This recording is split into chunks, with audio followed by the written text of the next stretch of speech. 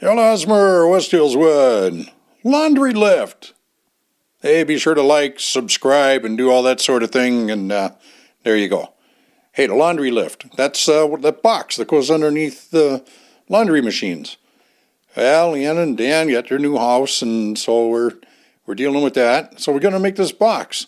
First, you need a plan. Here's our highly detailed plan. Well, we know how deep to go, 34, and how wide, 66, that's obvious. Leanna decided how tall she wanted it and just told us, and so we did that. We went ahead and measured it out and set it up and made the cuts. With moving to the new house, of course, the wood shop has to move as well. So this was one of the last projects we made in the old shop over there.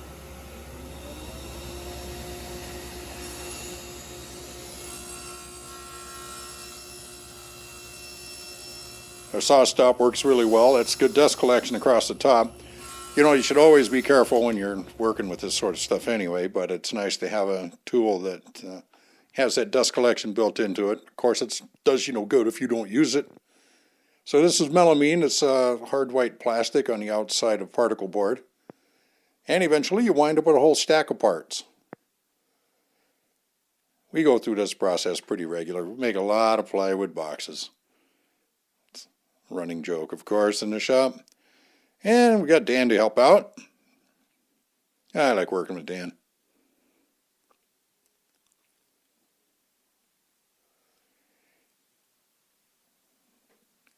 Well, we were using up a lot of old material that was in the shop. We didn't want to have to move, and we didn't want to buy anything new.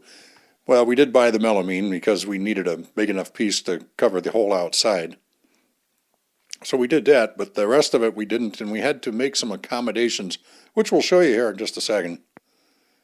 Okay, more than a second, but you get the idea. So we had enough for this one piece in the center, but the length of the other one didn't allow. So we made up some boards to go on the ends to help fill it in. It was an extra 1.5 inches. So there we go. And that's how we did that. And we didn't have to move those pieces. Worked out well. Yeah, it turned out like that, little tease on the edge there.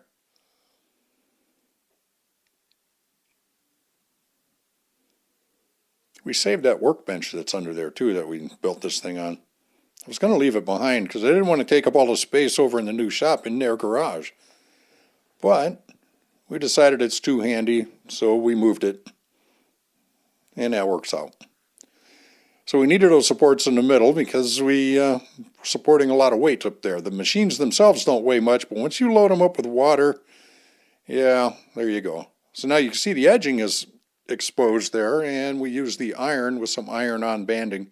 Works really well. That's our shop iron, of course. Don't want to mix that with the good stuff. Yeah, like I'm ironing shirts. So there's a pan that goes for the washing machine just in case it overflows. And there's a hole there. You can get a drain for the hole.